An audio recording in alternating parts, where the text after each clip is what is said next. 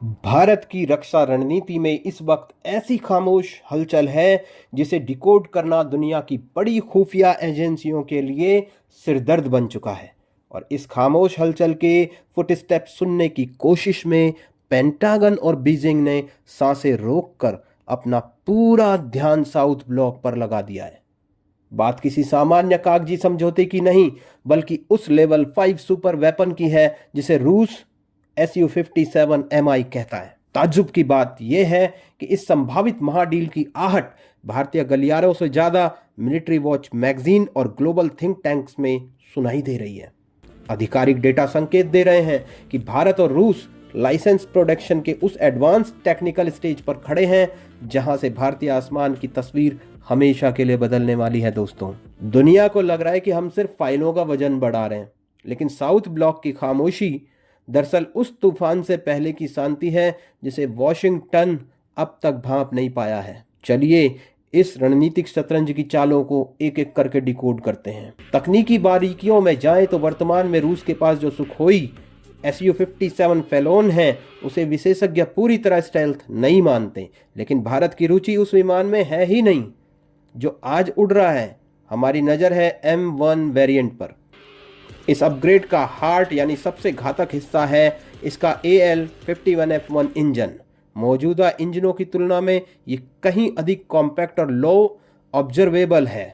जब ये engine M1 के रीडिज़ाइन किए गए फ्यूजलाज में धड़केगा तब ये विमान 100% स्टेल्थ की श्रेणी में शामिल हो जाएगा। सरल भाषा में कहें तो ये रडार के लिए एक ऐसा भूत होगा जिसे देखना नामुमकिन है और रोकना असंभव। आलोचक कह रहे हैं जब विमान पूरा बना ही नहीं तो हम पैसा क्यों फंसा रहे हैं।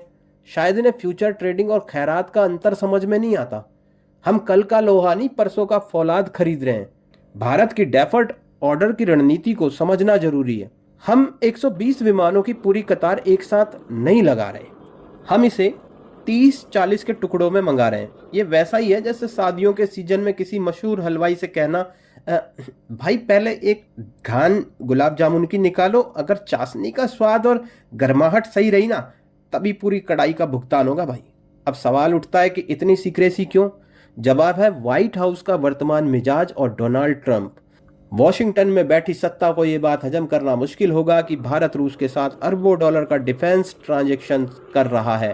काटसा जैसे प्रतिबंधों की तलवार हमेशा खिंची रहती है। इसलिए भारत इस डील को पब्लिक डोमेन से दूर रखकर एक ऐसी साइलेंट डिप्लोमेसी कर रहा है जहां दोस्ती रूस से है, व्यापार भारत में होगा और असली सरदर्द डोनाल्ड ट्रंप को होगा। हैरानी की बात है कि दुनिया हमें गोपनीयता का पाठ पढ़ा रही है, जबकि हम उस संस्कृति से आते हैं भाई साहब जब पड़ोसी को ये तब तक पता नहीं चलता कि घर में पनीर बना है या चिकन जब तक कुकर की तीसरी सीटी ना बज जाए।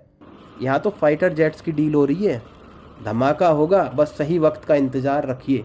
लेकिन क्या भारत पूरी तरह रूस पर निर्भर हो जाएगा? बिल्कुल नहीं। हमारी असली मंजिल एमका हमारा एडवांस मीडियम कॉम्बैट एयरक्राफ्ट है। Su-57Mi हमारे लिए एक ब्रिज की भूमिका निभाएगा।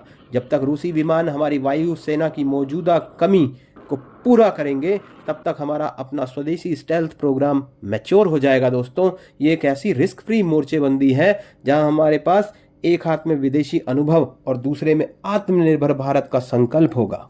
आने वाले ब्रिक्स समिट एक बड़ा मोड़ साबित हो सकती है जब व्लादिमीर पुतिन और भारतीय प्रधानमंत्री के बीच साउथ ब्लॉक के बंद कमरों में 1-to-1 मीटिंग होगी। तो हो सकता है कि वहीं फुटस्टेप्स जिनकी आहट पेंटागन सुन रहा था एक आधिकारिक स्टैंप में बदल जाए।